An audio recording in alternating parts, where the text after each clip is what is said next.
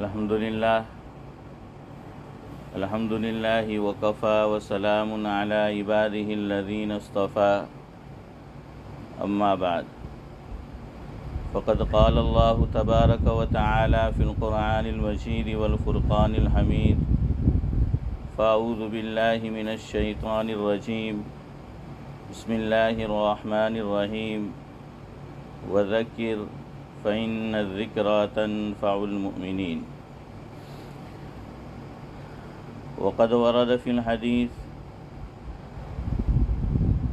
عن أبي هريرة رضي الله تعالى عنه أن رسول الله صلى الله عليه وسلم قال إذا قلت لصاحبك يوم الجمعة أنصت والإمام يخطب فقد لغوت أو كما قال عليه الصلاة والسلام رواہ البخاری ومسلم. وقال علیہ الصلاة والسلام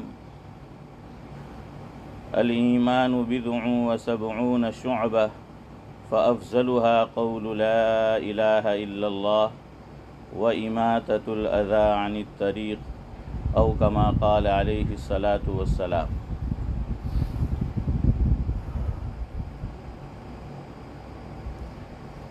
کہ جس نے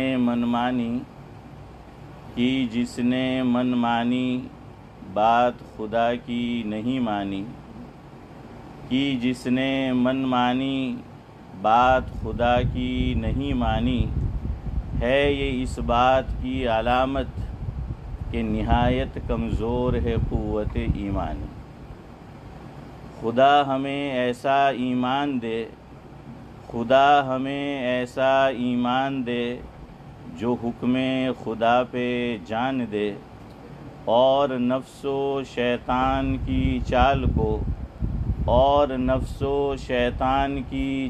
کو جو سلام فوراً ٹال دے. نہ کرے ہم پیروی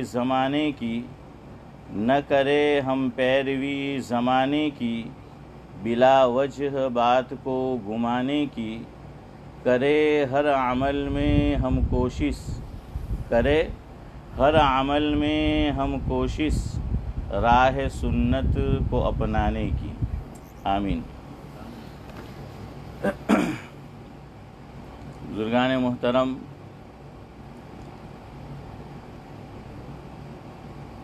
جو موضوع جمعہ کی نشست میں شروع کیا تھا آج اس تعلق سے نہیں، بلکہ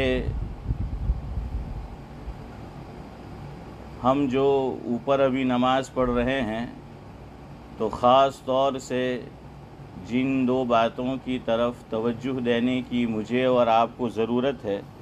ویسے تو نیچے چلے جائیں گے اس وقت بھی یہ کام کی چیز ہے، لیکن بطور خاص کہ ہم جب سے اوپر نماز پڑھنا شروع کیا ہے تو دو باتوں کی طرف خصوصی توجہ دینے کی ضرورت ہے. اللہ رب العزت جو کچھ کہا سنا جائے سب سے پہلے مجھے عمل کرنے کی اور اس کے بعد ہم تمام کو عمل کی توفیق نصیب فرمائے. قرآن کریم کا ہم مطالعہ کرتے ہیں. بطور تمہید کے پہلے یہ بات سمجھ لیں، قرآن کریم کا ہم مطالعہ کرتے ہیں تو اللہ رب العزت مجھے اور آپ کو یہ بتاتے ہیں کہ انسان 3 قسم کے ہوتے ہیں، یعنی ان کا مزاج. تو مزاج بتایا گیا کہ مومن کا مزاج کیسا ہونا چاہیے اور دنیا میں کیسے مزاج والے لوگ ہوتے ہیں. تو 3 مزاج بتائے اللہ رب العزت. جو مزاج ایک مومن مسلم کا ہونا چاہیے اور قرآن کریم جس کی طرف نشاندہی کرتا ہے، اللہ رب العزت ہمارا مزاج ویسا ہی بنا دے. سورہ بقرہ میں ایک مزاج یہ بتایا گیا کہ بعض لوگوں کا مزاج یہ ہوتا ہے افتؤمنون ببعض الکتاب وتکفرون ببعض، کہ بعض کام کریں گے اور بعض نہیں کریں گے.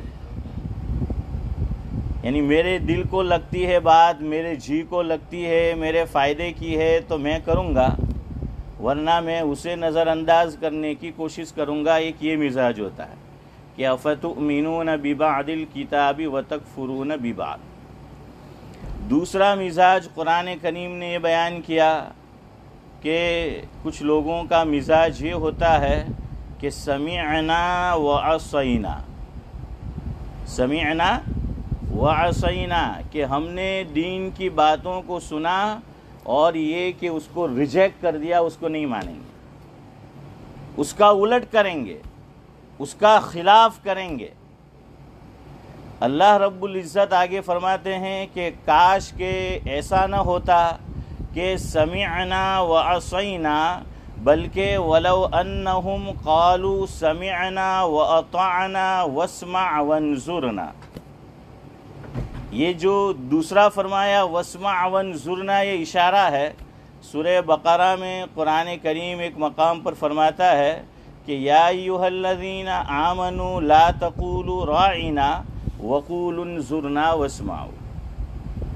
تو یہ منافقین کا ذکر ہے، لیکن یہ یاد رکھیے شاہ ولی اللہ محدث دہلوی علیہ الرحمہ نے ایک اصولی بات لکھی ہے کہ آیت کا شان نزول کوئی بھی ہو اور اس میں اللہ رب العزت بطور خاص مشرکین کا ذکر فرما رہے ہو، کفار کا ذکر کر رہے ہو یا منافقین کا ذکر کر رہے ہو، لیکن اس میں مسلمانوں کے لیے بھی عبرت کا سامان ہے کہ ہمیں بھی یہ کوشش کرنی چاہیے کہ ہم وہ اعمال اور وہ کام نہ کریں جس کے لیے اللہ تبارک و تعالیٰ نے ان کو ڈانٹ لگائی ہے، ڈانٹ پلائی ہے۔ تو یہ جو بھی قرآن کریم کا حکم ہو تو اس میں ضمناً مسلمان بھی داخل ہو جائیں گے کہ میں اور آپ اس سے اپنے آپ کو ان باتوں سے، ان کاموں سے بچائے۔ تیسرا مزاج جو مومنین کا ہونا چاہیے، سورہ بقرہ کا آخری رکوع آمن الرسول جسے ہم کہتے ہیں، تو اس میں اللہ رب العزت فرماتے ہیں کہ سمعنا واطعنا، کہ مومن کا مزاج یہ ہوتا ہے کہ ہم نے سنا دین کی بات کو اور ہم نے اس کو مانا، ہم جو سنیں گے اسے مانیں گے اور اس کو عمل میں لانے کی کوشش کریں گے۔ آمنا وصدقنا، سمعنا واطعنا، یہ مومن کا مزاج ہوتا ہے۔ لیکن بدقسمتی سے آج ہمارا مزاج یہ ہے، ہو چکا ہے، اللہ ہم سب کی حفاظت فرمائے، کہ کوئی ہمارے کام کی بات ہو، اصلاح کی بات ہو، اس سے ہم زندگی میں داخل کرے، اصلاح کرے، اس کے بجائے جو بات کہی گئی اس میں الجھ جاتے ہیں اور یوں سوچتے ہیں کہ مجھے ٹارگیٹ کیا گیا، ہمیں جو ہے وہ سنایا گیا، ہم جو ہیں وہ نشانے پر تھے۔ یہ بات شیطان دماغ میں ڈال کر، ذہن میں لا کر اصلاح سے ہمیں محروم کر دیتا ہے۔ سوچنے کی بات یہ ہے کہ کہنے والے نے جو کہا ہے تو آپ کہنے والے کو نہ دیکھیے، بلکہ کس کی بات کہہ رہا ہے اسے دیکھیے۔ وہ بات کر رہا ہے قرآن کریم کی، وہ بات کر رہا ہے حضرت نبی کریم صلی اللہ علیہ وسلم کے فرمودات کی، دین کی بات کر رہا ہے، اسلام کی بات کر رہا ہے۔ لیکن آج ہم میں یہ بدقسمتی ہے کہ ہم اس میں الجھ کر رہ جاتے ہیں۔ دل یہ کہہ رہا ہے کہ یہ مجھ میں کمزوری ہے، یہ مجھ میں خامی ہے، یہ مجھ میں کوتاہی ہے، اور ہونا تو یہ چاہیے کہ اسے دور کرتے بجائے اس کے آدمی دوسری ڈگر پہ چلا جاتا ہے۔ تو یہ مزاج اللہ تعالیٰ میرا اور آپ کا بنا دے کیسا؟ سمعنا واطعنا، کہ ہم جو دین کی بات سنیں گے اس پر کیا کریں گے؟ عمل کریں گے، اس کو مانیں گے انشاءاللہ۔ اب سنیے، یہ جو ہم نماز ادا کر رہے ہیں جس ہال میں، یہ ہمارا نیچے مسجد کا جو ہال ہے اتنا بڑا نہیں ہے، آپ جانتے ہیں۔ اب کچھ لوگوں نے یہ بات مجھ سے کہی تو میں نے کہا ٹھیک ہے، جمعہ کے مجمع میں انشاءاللہ گفتگو کریں گے۔ نماز سے پہلے بھی اور نماز کے بعد بھی کچھ حضرات نماز پڑھ رہے ہیں، سنت ادا کر رہے ہیں، نفل ادا کر رہے ہیں، ذکر و اذکار میں مشغول ہے، اور کچھ لوگ بات چیت شروع کر دیتے ہیں۔ یہاں کھڑے کھڑے بات چیت شروع کر دی، وہاں بیٹھے بیٹھے جو ہیں وہ بات چیت شروع کر دی۔ اب اس سے جو حضرات نماز پڑھ رہے ہوتے ہیں ان کو خلل واقع ہوتا ہے، اور اگر اس کا اندازہ کرنا ہو تو آدمی خود دیکھ لے کہ وہ نماز شروع کرے اور پھر اسی طرح لوگ بات چیت کریں گے، شور ہوگا، تو دیکھیے پھر نماز میں خلل واقع ہوتا ہے یا نہیں ہوتا۔ مسجد میں ہم آئے تو مسجد میں آ کر ہمارا مزاج کیسا ہونا چاہیے، اور میں اور آپ عبادت کس انداز میں کریں، یہ حضرت نبی کریم صلی اللہ علیہ وسلم نے ہمیں بتایا ہے۔ ابو داؤد شریف میں بھی یہ روایت موجود ہے، اور مسند احمد میں بھی یہ روایت موجود ہے، جس کا مفہوم یہ ہے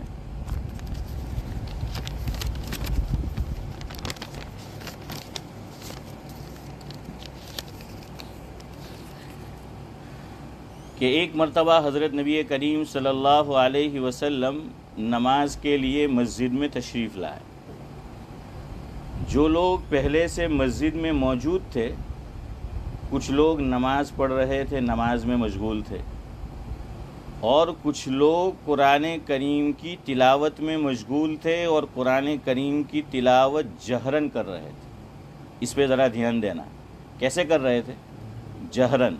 ایک تو تلاوت سرن ہوتی ہے، آہستہ ہوتی ہے، تو آپ صلی اللہ علیہ وسلم تشریف لائے تو دیکھا کہ کچھ لوگ نماز میں مشغول ہے، اپنی نماز ادا کر رہے ہیں، نفل نماز، اور کچھ لوگ تلاوت قرآن کر رہے ہیں اور قدر آواز سے کر رہے ہیں، جہرن کر رہے ہیں، زور سے کر رہے ہیں۔ نبی کریم صلی اللہ علیہ وسلم نے اس موقع پر صحابہ کرام سے یہ فرمایا، الا ان کلکم مناج ربہ، الا ان کلکم مناج ربہ فلا یؤذین بعضکم بعضا او کما قال علیہ الصلاۃ والسلام۔ یہ روایت ابو داؤد شریف میں بھی موجود ہے اور مسند احمد میں بھی موجود ہے۔ حضور اکرم صلی اللہ علیہ وسلم نے جو کچھ فرمایا اس کا مفہوم کیا ہے کہ تم میں سے ہر ایک اپنے رب سے سرگوشی کر رہا ہے، سرگوشی کرتا ہے، یعنی جو نماز پڑھ رہا ہے وہ بھی کس کے لیے پڑھ رہا ہے؟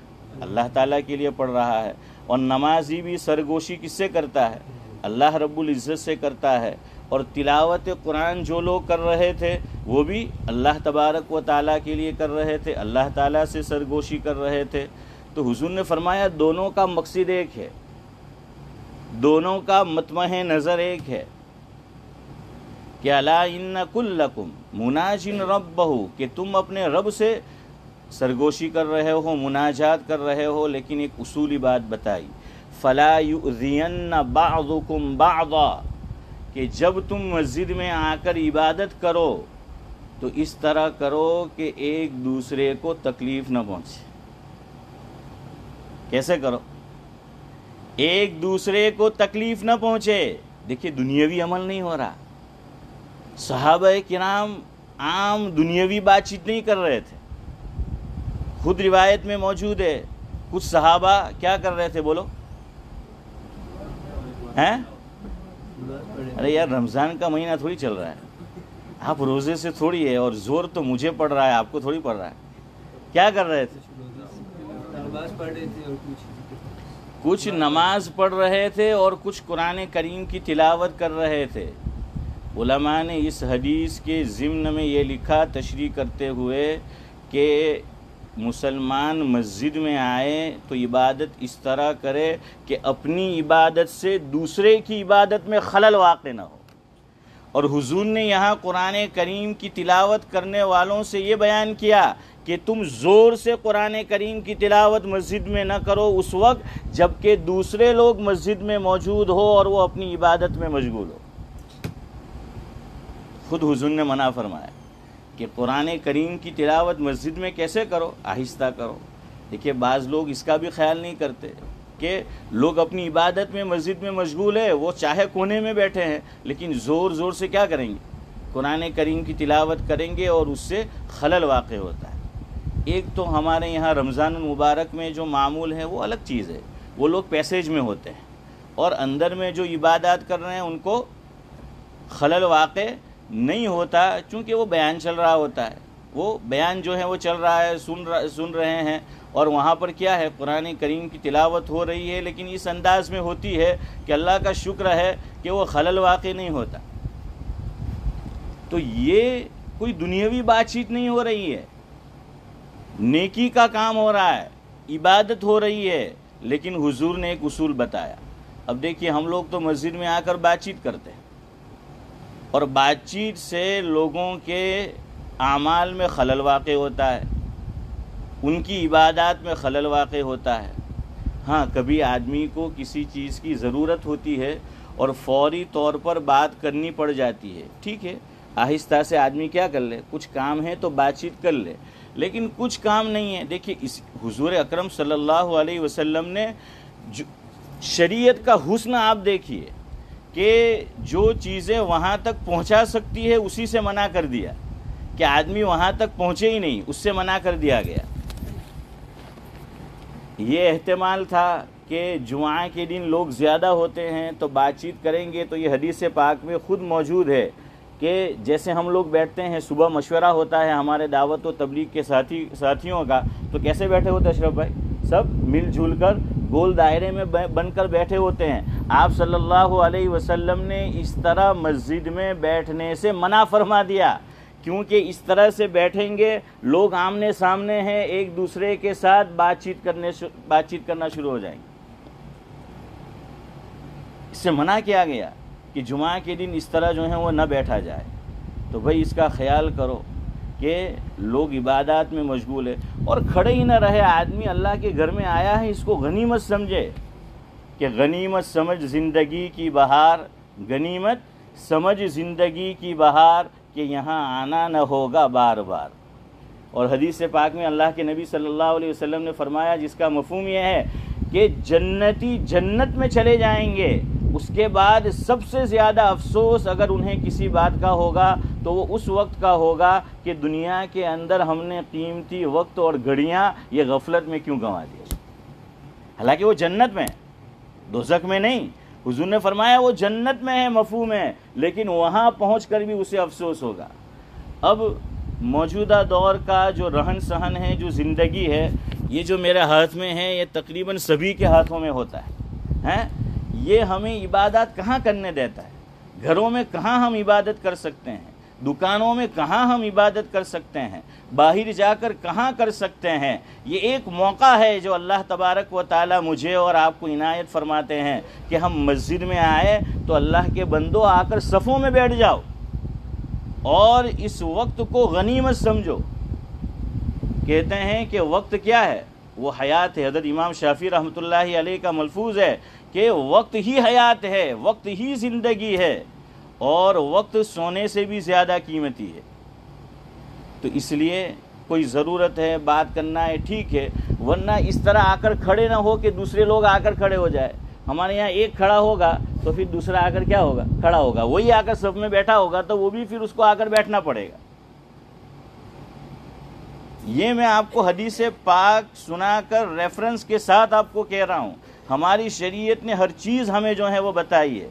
دیکھیے خلل واقع نہ ہو نماز کے اندر، اسی لیے نماز کے بعد جہرن دعا امام کرائے اس کو پسند نہیں کیا گیا۔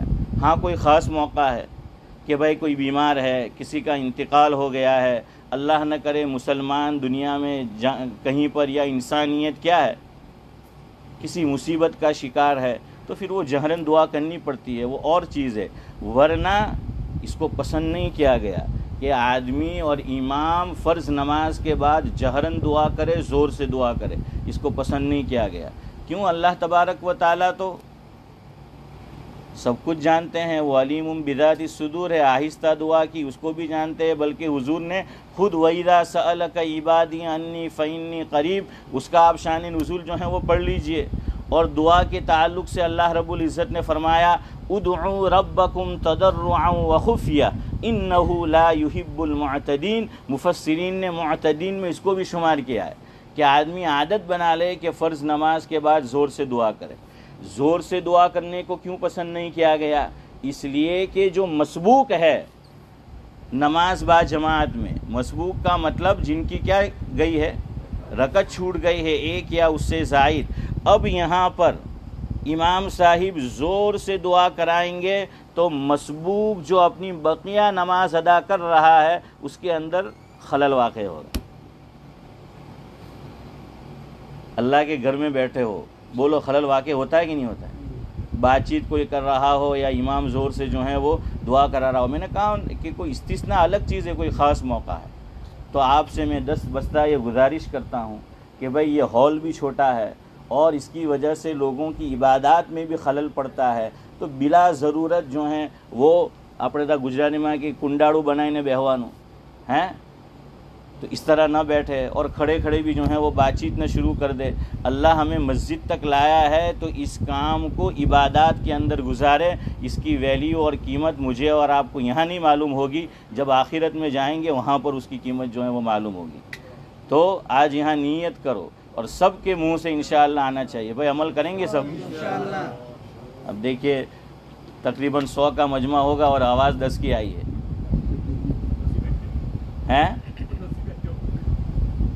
چلو پھر بولو یار، کبھی تو شافی بن جاؤ کہ ہمارے سعد اللہ بھائی بھی خوش ہو جائے. ہر مرتبہ حنفی مت بنو. عمل کریں گے بھائی انشاءاللہ العزیز. دوسری بات، اب وقت نہیں ہے، وقت ہو گیا ہے. خود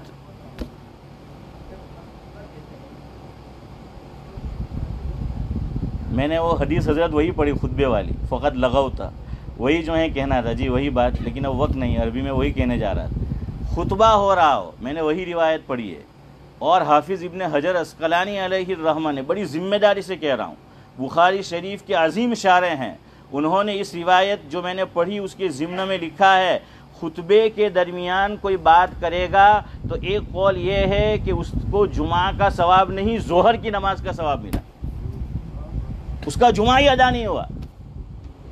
اور دوسرا قول ابن حجر عسقلانی علیہ الرحمہ نے یہ لکھا کہ اس کا جمعہ ادا ہوا لیکن ثواب سے محروم رہا، فریضہ ادا ہو گیا.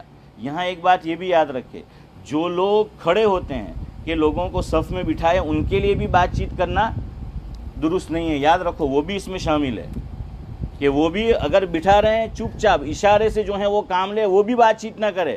بلکہ حدیث میں جو میں نے پڑھی یہاں تک کہا گیا کوئی بات کر رہا ہو اسے کہنا کہ چپ رہ، یہ بھی لغو کام. حالانکہ وہ بات چیت کر رہا ہے، حضور خود الفاظ ہے انصت، کہ اس کو یہ کہنا کہ چپ رہے، یہ بھی اس نے جو ہے وہ لغو کام کیا. یہاں تک علماء نے لکھا. میں نے بری کے جو بڑے مفتی صاحب ہے ان کو فون کر کے پوچھا، میں نے کہا بعض مساجد میں CCTV ہوتا ہے اور کچھ لوگ CCTV بیٹھے ہوئے ہوتے ہیں کمرے کے اندر کہ بھائی کچھ اللہ نہ کرے غلط نہ ہو جائے، اور وہ دیکھ رہے ہوتے ہیں، تو ان کے لیے بات چیت کرنے کی گنجائش ہے خطبے کے دوران. تو حضرت نے فرمایا کہ پہلی بات تو یہ کرو، ایک آدمی سے زیادہ بٹھاؤ ہی مت کہ بات چیت کرنے کی نوبت آئے. اور ان کے لیے بھی بات چیت کرنے کی جو ہے وہ گنجائش نہیں ہے. اگر کسی کے لیے گنجائش ہے تو وہ امام کے لیے کہ ضرورت پڑ جائے تو اس لیے جو حضرات کھڑے ہیں وہاں پر انتظام کر رہے ہیں ان کے لیے بھی یہ بات ہے. اور ہم جو سنت اور نفل نماز پڑھے اس میں قرات کرے بھائی، تو میں نے حدیث سنائی تو وہاں بھی آہستہ قرات کرنا ہے تاکہ کسی کو تکلیف نہ ہو. حضرت مفتی محمد شفیع صاحب رحمۃ اللہ علیہ کے تعلق سے ان کے معینات سپوت مفتی تقی عثمانی صاحب دامت برکاتہم العالیہ نے لکھا ہے کہ میرے والد مرحوم یہ شعر پڑھا کرتے تھے، ہماری زندگی بھی ویسی ہو جائے، تمام عمر اسی احتیاط میں گزری، تمام عمر اسی احتیاط میں گزری کہ یہ آشیاں کسی شاخ چمن پہ بار نہ ہو. سبحان اللہ و بحمدہ، سبحانک اللہم و بحمدک، نشہد ان لا الہ الا انت. ایک اعلان یہ ہے بھائی کہ شبیر بھائی لونت جو ہیں ان کے والد صاحب یوسف بھائی ہے نا، فاروق یوسف بھائی نام، وہ بیمار چل رہے ہیں اور کافی بیمار ہیں. ان کے لیے بھی دعائے خیر کرے، دعائے صحت، اور جو بھی امت میں بیمار ہے اللہ تبارک و تعالیٰ تمام کے ساتھ خیر اور عافیت کا معاملہ کرے.